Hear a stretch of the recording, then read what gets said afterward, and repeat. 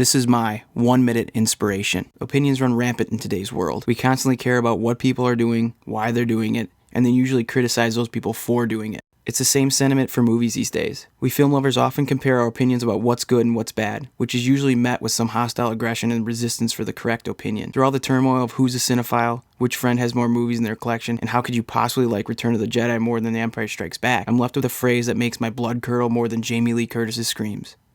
Guilty pleasure film. I can't stand or begin to understand how such a contradicting phrase made its way into the movie lover's vocabulary. I mean, a movie buff will defend their viewpoint and try to sway another's opinion, even if it means death. So why would said movie buff be so willing to admit that their opinion on a certain film is junk? Better yet, why would Mr. or Mrs. Movie Buff be willing to submit to another person that a film is, quote, a bad film, but it's my guilty pleasure?